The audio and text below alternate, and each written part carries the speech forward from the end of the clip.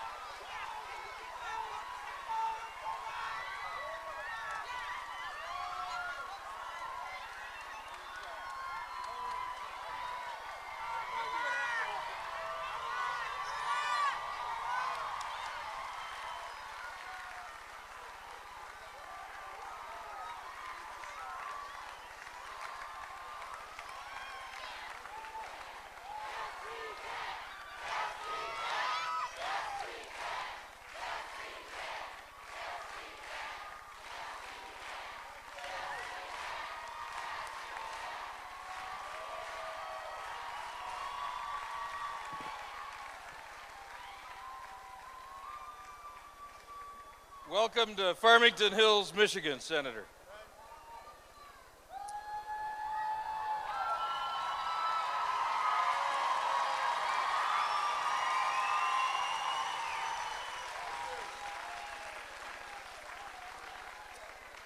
Hello. I'm John Ashcraft, and I am a resident here of Oakland County, and I've been asked to share briefly before the Senator speaks just a couple of the experiences that I've had living within the economy that we've had in Oakland County and in the United States during the last 8 years under the Bush administration. So let me just share with you a couple of things that have happened. I invested 15 years of my life working for a marketing services company that worked with all 3 domestic manufacturers in the United States.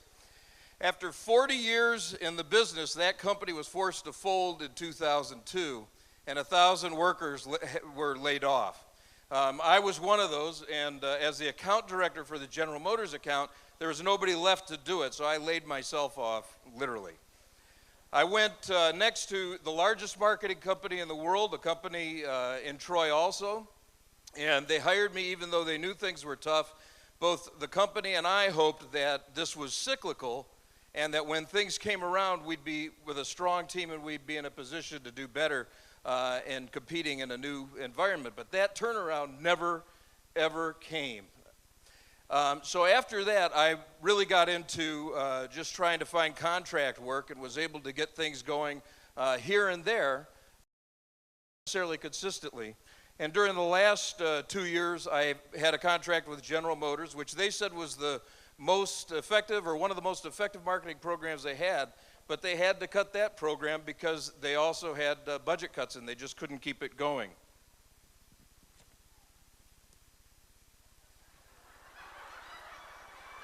So, hey, I was doing pretty good.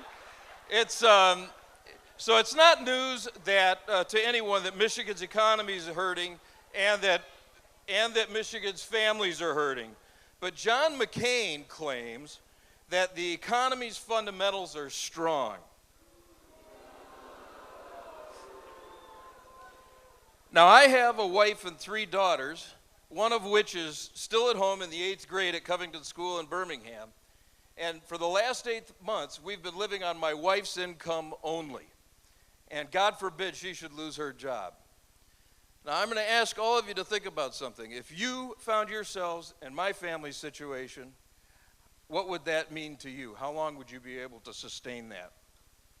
John McCain says that he wants to bring change to Washington, but he has not articulated one single thing that he'd do differently than Bush if he comes into that office. And why would he if he thinks everything is just fine? But for the rest of us, those of us who know exactly how many houses we have because we're struggling to pay the mortgage on them, those of us who have had enough, the right's great economic experiment at our expense, we've had enough of it. Let me tell you something. Barack Obama will bring change to Washington.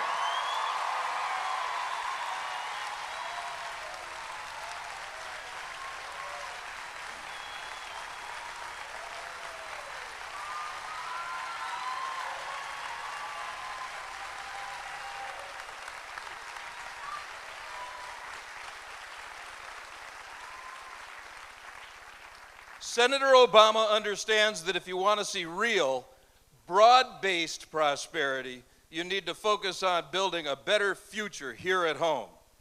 He'll invest in infrastructure, energy independence, education, research and development, and he'll modernize and simplify our tax code so it provides greater opportunity and relief to more Americans, not just that very few.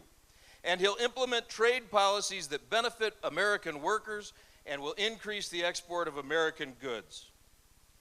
It's time to end the trickle-down experiment that the Republicans have subjected us to for 8 grueling years. It's time to get back to work. It's time for real change. It's time to put Barack Obama and Joe Biden into the White House.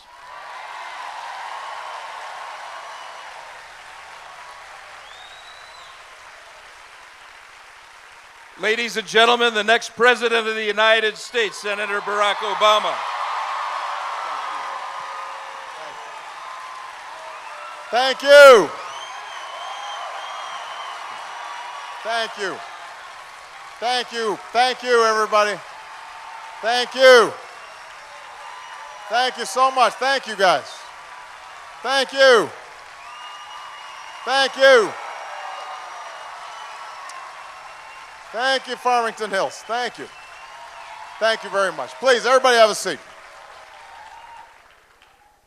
Some of you may have noticed that young man passed me a note. It's because one of these ladies here got lipstick on my cheek. Can you still see it? Is it off? Is it still there? This side? Because I don't want to get in trouble with Michelle.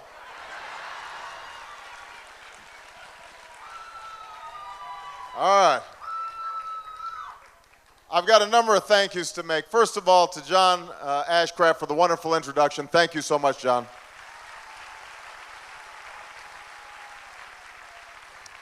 To First Gentleman, Dan Mulhern. Thank you so much, Dan, for all that you do. To Congressman John Conyers, I believe may be here. Is Congressman here? I have him on my list, but I don't see him. All right. To Michigan's Principal of the Year, Rick Jones of North Farmington High School.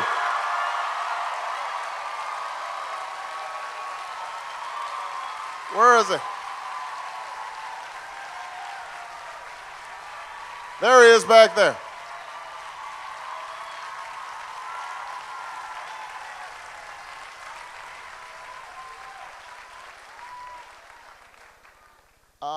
While I'm at it, I have to mention one of my staffers who does a great job. Bring her out, Marvin. She has to come out. Jessica McCall is a graduate of North Farmington High School. Here she is.